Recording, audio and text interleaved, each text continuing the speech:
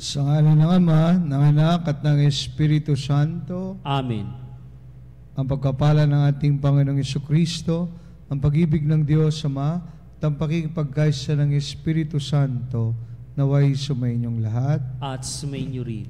Mga kapatid, tayo ay nasa unang Sabado sa panahon ng Kwaresma at patuloy ho natin pagdasal na tayo ay tunay na makabalik loob sa Panginoon at harapin ang ating mga pagkukulang at magdesisyon na iwasan ang anumang hindi makakabuti para tayo maging banal at magkaroon ng buhay sa harap ng magandang buhay sa harap ng ating Panginoon.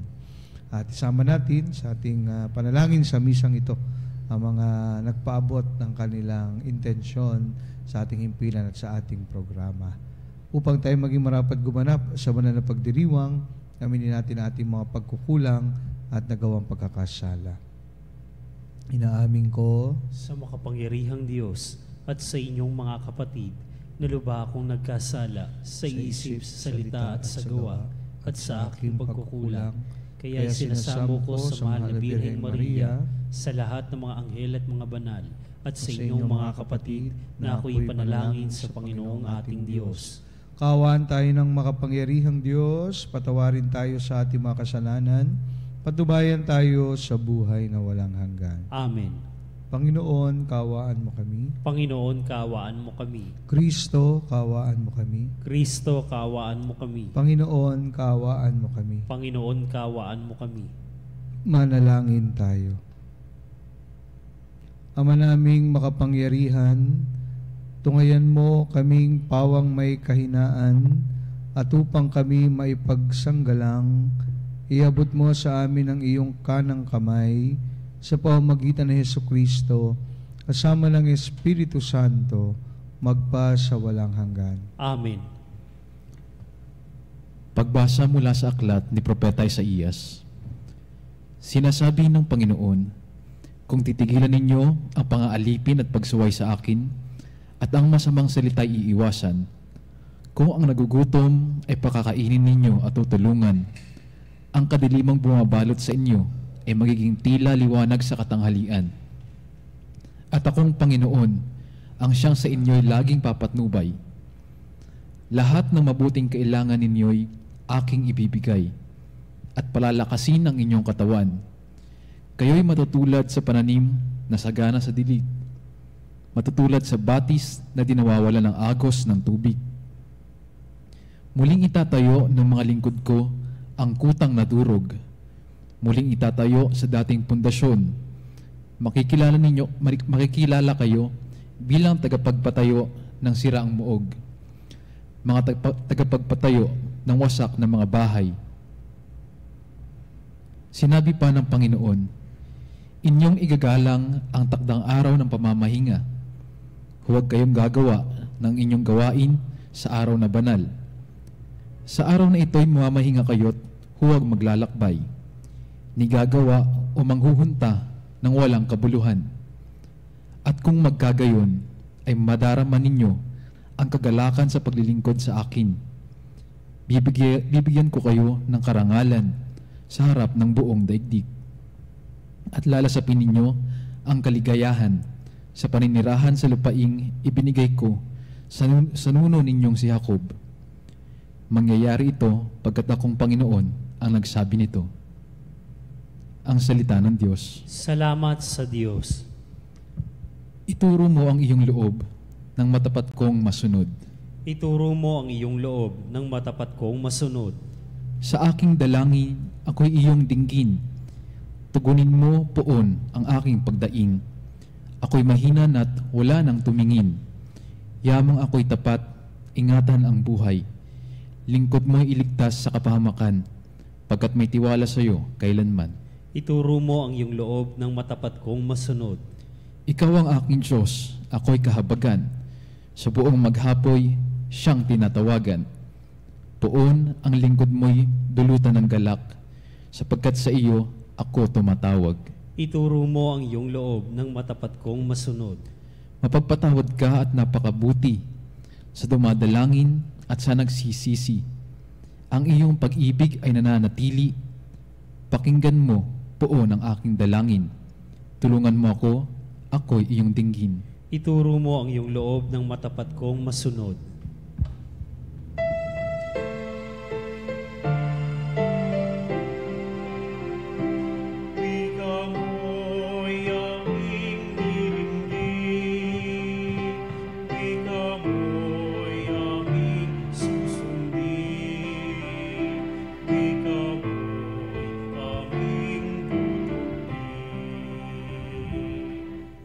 Sinabi ng poong mahal, di ko nais na mamatay ang mga makasalanang nagbabagong kalooban upang sila ay mabuhay. Sumainyo ang Panginoon. At sumainyo rin. Ang mabuting balita ng Panginoon ayon kay San Lucas. Papuri sa iyo, Panginoon. Noong panahong iyon, nakita ni Jesus ang isang publikano na nagngangalang Libay. Nakaupo sa pangingilan ng buwis. Sinabi sa kanya ni Jesus, "Sumunod ka sa akin." Tumindig si Libay, iniwan ang lahat at sumunod kay Jesus. Si Jesus ay hinandugan ni Libay ng isang malaking piging sa kanyang bahay. Nakasalos niya roon ang mga publikano at ang iba pang mga tao. Nagbulong-bulungan ang mga Pariseo at ang kanilang kasamang eskriba. Sinabi nila sa mga alagad ni Jesus, "Bakit kayo kumakain at umiinom nakasalo ng mga publikano at ng mga makasalanan?" Sinagot siya ni Jesus, "Hindi nangangailangan ng manggagamot ang walang sakit, kundi ang may sakit. Naparito ako hindi upang tawagin ang mga matuwid, kundi ang mga makasalanan upang magsisi."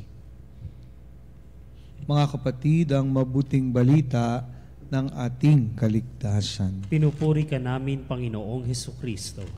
Magandang umaga po at mapagpalang umaga po sa ating lahat mga kapanalig at sa mga sumusubaybay ho sa atin sa iba't ibang sulok ng daigdig, no? Na ngayon ay gising at nakikisa sa hapag ng Panginoon. Pagpasalamat po tayo sapagkat tayo ay naririto ngayon nakapagdiwang ng banal na misa.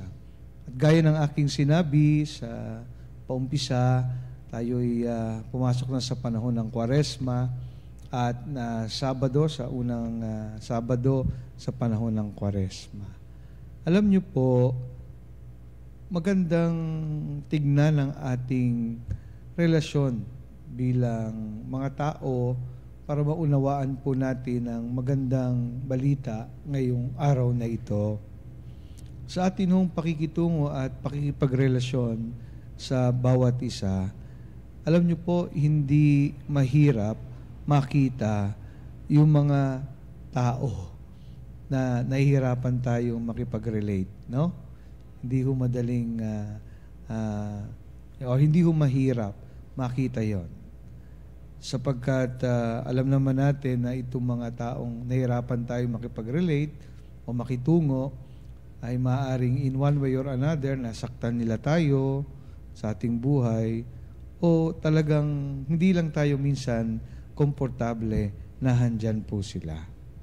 So no matter how we try, the other may not easily take us sa kanilang circle, no? Or shall we say, into her or her circle of relationship. Dahil nandun lagi yung danger sa human relationship na tayo ay ma-reject at masaktan is indeed imminent. Yung mga pagkakataon po o moments na nag-strive po tayo na iresolba ang mga hindi pagkakaunawaan or minsan nag-a-adjust tayo to the ways of our brothers and sisters. But as I have said, human as we are, it can become inconvenient to simply stop, no? Or just ignore relating to other people. Gusto ko lang bigyan nyo ng diin para maintindihan natin kung bakit ang Diyos kakaiba ang pamamaraan niya ng pakikitungo sa atin. sa pamamagitan po ng kanyang anak na si Jesus. At yan po ang nakita natin ngayong Sabado pagkatapos ng Miyerkules na Abo, na literally si Jesus in-approach si Levi na nakaupo doon sa paningilan ng buwis. Dahil ho si Levi ay someone, or perhaps we could say the symbol ng mga taong iniiwasan natin. Mga taong ino-ostracize natin or yung normally nire-reject natin sa ating buhay at ayaw na ayaw natin. Kaya ini-ignore natin. Pero ang Diyos, sa pamamagitan ni Kristo, nakita natin kung paano niya lapitan, paano niya imbitahin na sumunod sa Kanya. Mga kapanalig, ang Kwaresma at panahon ng Kwaresma ay nagpapakita lang po sa atin ito na ang Diyos ay dumarating sa atin at iniimbitahan tayo for conversion and for healing. Sa pamamagitan ng Kanyang anak, ang Diyos ay lumalapit sa atin para tulungan tayo na i-assess kung papaano tayo makitungo sa bawat isa.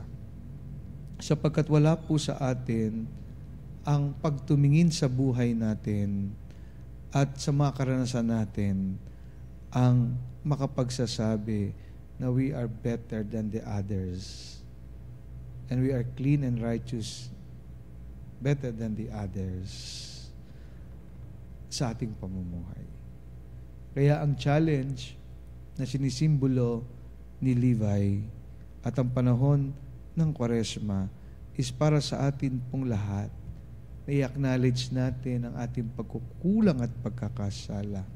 Dahil naniniwala po tayo na mayroong Diyos na para at nasa sa atin. We can celebrate always yung tinatawag na divine generosity. So we ourselves can be generous to others in accepting, relating, and understanding one another. So that this way, our repentance na dinidesire ng Diyos ay mangyari. At ang simbahan in the process can become a community of men and women who have experienced the divine tolerance and mercy, constantly calling us until we shall have fully overcome our own difficulties.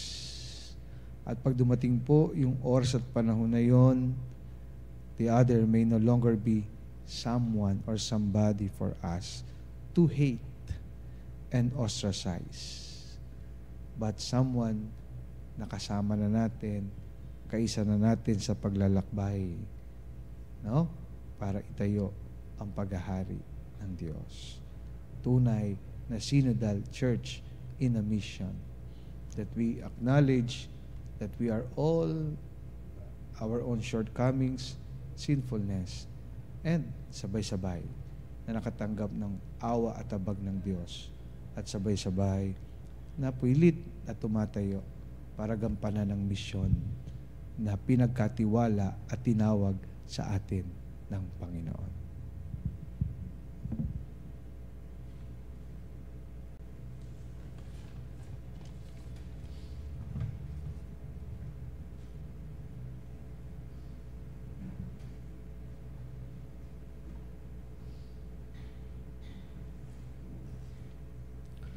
Dumating si Kristo upang iligtas ang mga makasalanan, buong pababaang loob sa pagtugon sa kanyang tawag.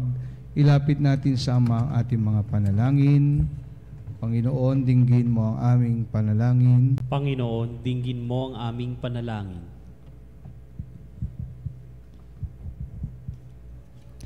Ang simbahan naway maituring bilang tahanan na nagpapagaling para sa mga mahihina at makasalanan. Manalangin tayo sa Panginoon. Panginoon, dinggin mo ang aming panalangin. Sa tulong ng mahal na Birheng Maria, naway mamayani ang kapayapaan sa bawat bansa, sa buong mundo, sa pamamagitan ng habag na ipinapakita nila sa isa't isa. Manalangin tayo sa Panginoon. Panginoon, dinggin mo ang aming panalangin. Sa ating bansa, naway maghari ang pagkakaisa, bunga ng paggalang ng mga mamamayan sa isa't isa. Manalangin tayo sa Panginoon. Panginoon, dinggin mo ang aming panalangin. Sa lugar ng ating hanap buhay at maging sa ating mga pamilya, naway hindi tayo manguna sa pamimintas sa ating mga kasama. Manalangin tayo sa Panginoon. Panginoon, dinggin mo ang aming panalangin. Ang mga namayapa na ay makaranas nawa ng mapagligtas na kapangyarihan ng Diyos. Manalangin tayo sa Panginoon. Panginoon, dinggin mo ang aming panalangin.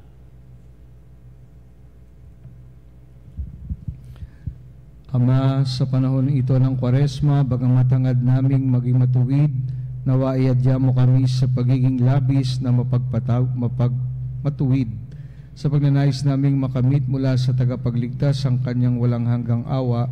May bahagi nawa namin ang kanyang pagpapala sa pamamagitan ng aming pagpapatawad sa aming kapwa, lalo tigit ang sa amin ay nagkasala. Hinihiling namin ito sa pamamagitan ni Kristo ang aming Panginoon. Amen.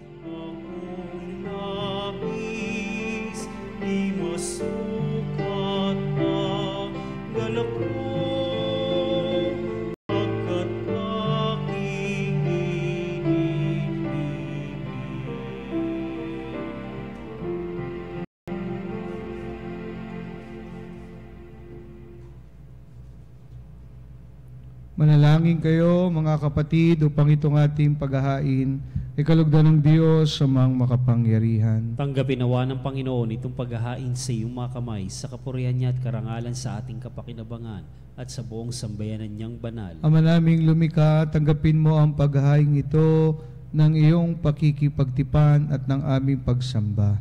Maganap nawa ito sa ipagpapatawad ng mga kasalanan at sa ikapagpapahayag ng aming utang na loob sa iyong pagmamahal.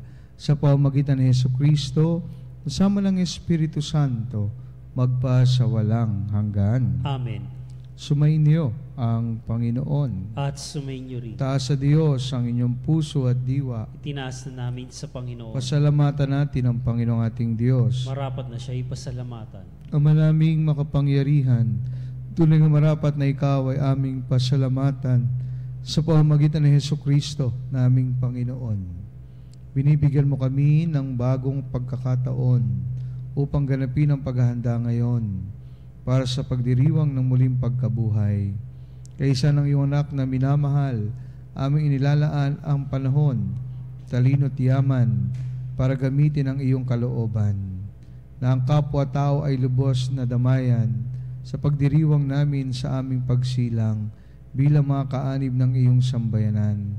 Kami iyong pinagkakamit ng katayuang ganap sa pagtatangkilik.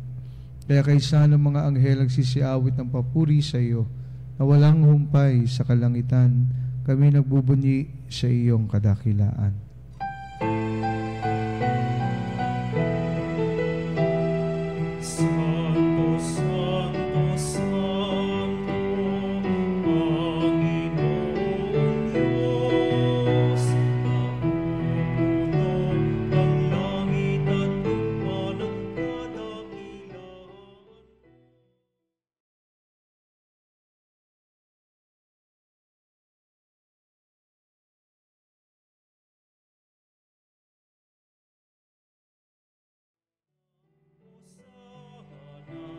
Sana sa kaitaasan, pinagpalang naparirito sa ngalan ng Panginoon.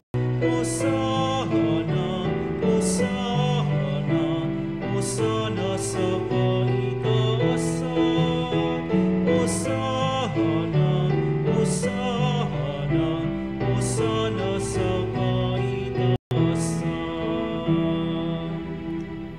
Ama naming banal, ikaw ang bukal ng tanang kabanalan, kaya't sa pamamagitan ng iyong Espiritu, gawin mong banal ang mga kaloob na ito, upang para sa amin maging katawan at dugo ng aming Panginoong Jesucristo. Bago niya pinagtiisang kusang loob na maging handog, hinawakan niya ang tinapay, pinasalamatan kanya, pinaghati-hati niya yon, iniabot sa kanyang mga alagad at sinabi, tanggapin ninyong lahat ito at kanin, ito ang aking katawan na ihahandog para sa inyo.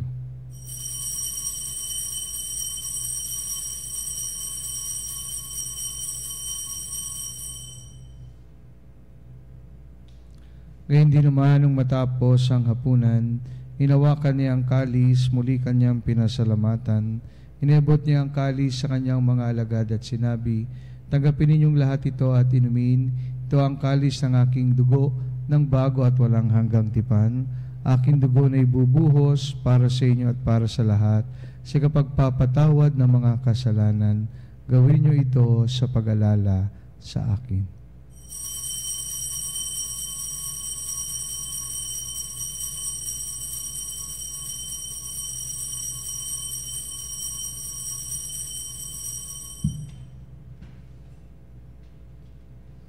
Pagbunyiin natin ang misteryo ng pananampalataya. Sa krus mo at pagkabuhay, kami natubos ng tunay. Poong Jesus, naming mahal, iligtas mo kaming tanan. Poong Jesus, naming mahal, ngayon at magpakailanman. Ama, ginagawa namin ngayon ang pag-alala sa pagkamatay at muling pagkabuhay ng iyong anak. Kaya inaalay namin sa iyo ang tinapay na nagbibigay buhay at ang kalis na nagkakalob ng kaligtasan. Kami nagpapasalamat dahil kami yung minarapat na tumayo sa harap mo para maglingkod sa iyo. Sinasamo namin kami magsalo-salo sa katawan at dugo ni Kristo ay mabuklod sa pagkakaisa sa pamamagitan ng Espiritu Santo. Amalingapin mo ang iyong simbahang laganap sa buong daigdig. Puspusin mo kami sa pag-ibig. Kaysa ni Francisco na aming Papa, ni Honesto na aming Obispo, at ng Tanang Kaparian. Kalalahanin mo rin ang mga kapatid naming nahimlay, na may pag-asang sila'y muling mabubuhay. Gayon din ang lahat ng mga pumanaw. Kawaan mo sila at patuloyin sa iyong kaliwanagan. Kawaan mo at pagintapatin kaming lahat na makasalo sa iyong buhay na walang wakas. Kaysa na Malabirheng Maria na ina ng Diyos, ng kabiyak ng puso niyang San Jose, kaysa ng mga apostol at ng lahat ng mga banal na namuhay dito sa daigdig ng kalugod-lugod sa iyo. May pagdiwang nawa namin ang pagpupuri sa ikararangal mo sa pamamagitan ng iyong anak na aming Panginoong Hesukristo. Sa pamamagitan ni Kristo, kasama niya at sa Kanya, ang lahat ng parangal at papuri ay sa iyo, Diyos amang makapangyarihan, kasama ng Espiritu Santo, magpa sa walang hanggan.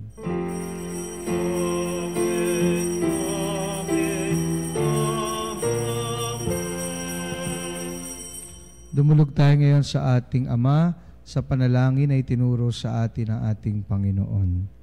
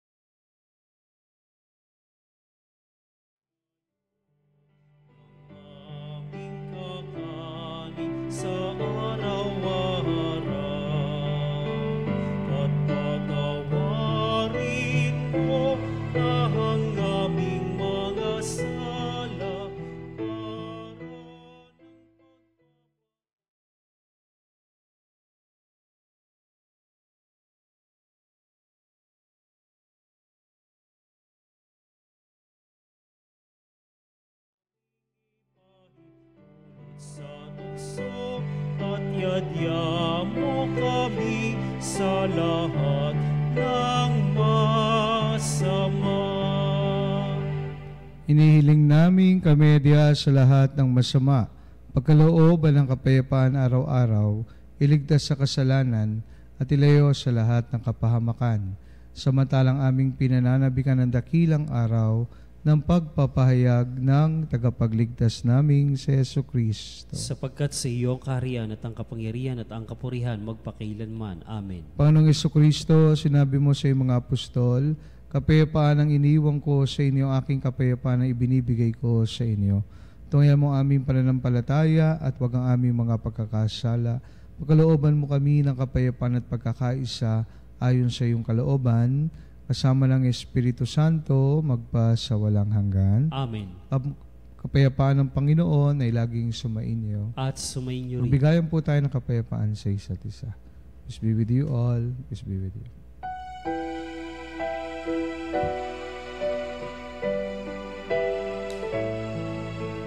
Kordero ng Diyos na nagayis ng mga kasalanan ng sanlibutan, maawa ka sa amin.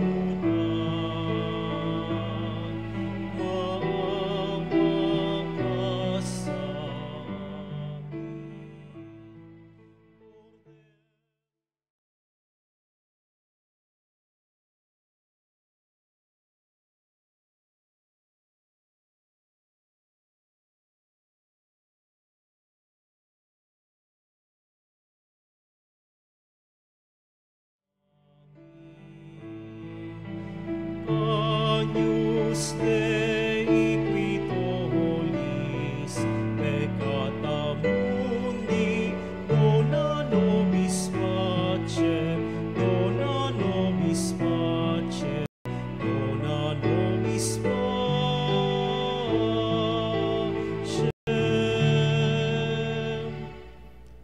Mga kapatid, narito si Jesus, ang kordero ng Diyos, na nag-aalis sa mga kasalanan ng sanlibutan. Mapalad tayong lahat na inaniyahan sa kanyang banal na piging. Panginoon, hindi ako karapat-dapat na magpatuloy sa iyo, ngunit sa isang salita mo lamang ay gagaling na ako. Katawan na dugo ni Kristo, naway magatid sa atin sa buhay na walang hanggan. Katawan ni Kristo. Amen.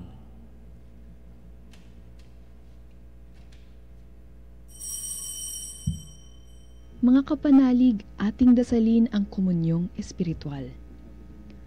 O Jesus, nananalig ako sa pananahan mo sa kabanal-banalang sakramento. Minamahal kita higit sa lahat at hangad ka ng aking kaluluwa. Hindi ko man matatanggap ngayon ang iyong katawan at dugo, inaasahan ko na patuloy kang mamumuhay sa aking puso. Naniniwala ako na narito ka at kaisa ka ng aking buong pagkatao. Huwag mong ipahintulot na mawalay ako sa iyo. Amen. Panalangin sa Birhen ng Katotohanan. O Birhen ng Katotohanan, Ina ni Jesus, ang nagkatawang taong salita, salamat sa iyo.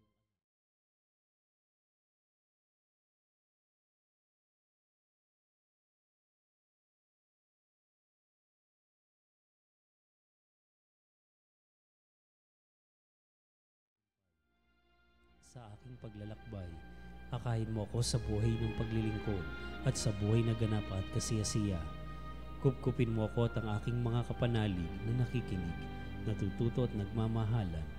O Maria, Birhen ng Katotohanan, ipanalangin mo kami. O Jesus, ikaw ang daan.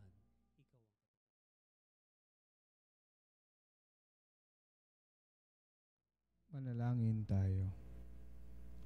Ama naming mapagmahal, kami pinagsalo mo sa banal na paging ay makapakinabang nawa sa buhay mong bigay sa amin. At maitaguyod na nawa kami nito hanggang aming sapitin ang iyong maligayang piling. Sa pamamagitan ni Jesucristo at sama ng Espiritu Santo, magpa sa walang hanggan. Amen. Panginoon, At sumainyo rin. pagpalain po kayo ng makapangyarihang Diyos, Ama, Anak at Espiritu Santo. Amen. Tapos na ang banal na misa, humayo tayo sa pag-ibig at kapayapaan ni Kristo. Salamat sa Diyos.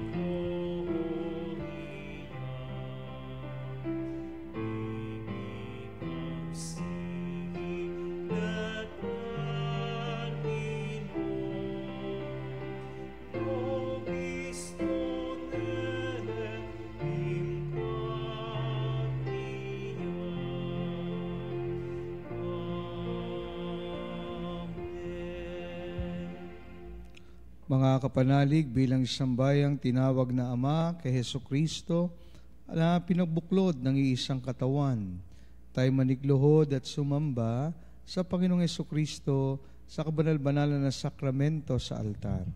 Sa sandaling ito ng pagpupuri at pagsamba sa banal na sakramento, alalahanin natin ang ating mga kapanalig na kasama natin ngayong nakikinig at nakasubaybay sa ating himpilan. Lalong higit ang ating mga may sakit at ang mga nakaratay sa banig ng karamdaman, ang mga nasa pagamutan at kanilang tahanan, ang lahat ng tanging sa Diyos lamang umaasa ng kagalingan. Gayon din ipanalangin natin ang mga nanghihina sa kanilang pananampalataya, ang mga nakararanas ng matinding kalungkutan, takot at pangamba, ang mga nawawalan ng pag-asa at lakas ng loob. O Diyos, salina at kami tulungan. O Panginoon, magmadali ka sa iyong pagdamay. Papuri sa Ama at sa Anak at sa Espiritu Santo. Kapara noong una ngayon at magpasawalang hanggan. Amen.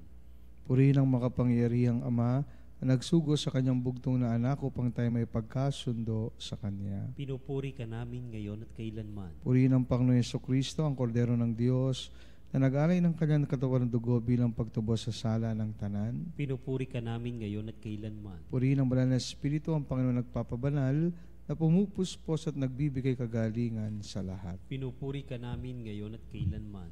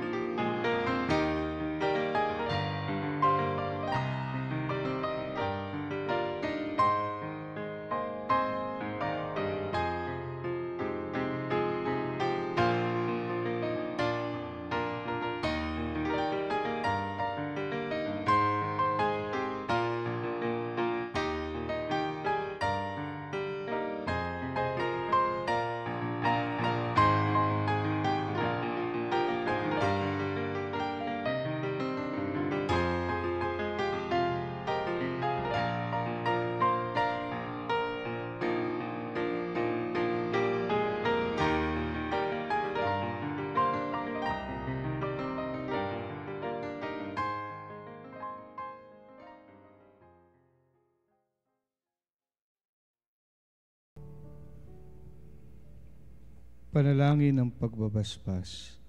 Makapangyarihang Diyos na walang hanggan, Ikaw ang aming Panginoon at butihing Ama. Sa iyong pagpapala, ipinagkaloob mo ang lakas sa aming kahinaan. Tungayan mo po ng may kagandahang loob ang iyong mga lingkod na may sakit at karamdaman, ang mga nababalisa at nawawalan ng pag-asa, ang mga natatakot at nalulumbay, ang may mga matinding problema, pinagdaraan ng hirap sa buhay, ang mga nasa bingit ng kamatayan. Pagalingin at alawin mo po sila sa kanilang mga karamdaman at ibalik sa kalusugan at kapanatagan ng loob upang mabatid nila ang iyong kabutihan at sila'y magpalasalamat sa iyong banal na pangalan. Hinihiling namin ito sa pamamagitan ni Kristong aming Panginoon. Amen. Pangwakas na panalangin. Panginoon, nagsusumamo kaming dalawin ang tahanang ito at alisin mula rito ang lahat ng mapanirang kapangyarihan ng kaaway. Manahanawa rito ang iyong mga kanghel na banal upang panatilihin kami sa kapayapaan at sumaminawang lagi ang iyong pagpapala. Hinihiling namin ito sa pamamagitan ni Kristong aming Panginoon. Amen. Gawa nawa tayo ng makapangyarihang Diyos ng kapanatagan ng loob at mapayapang buhay. Amen.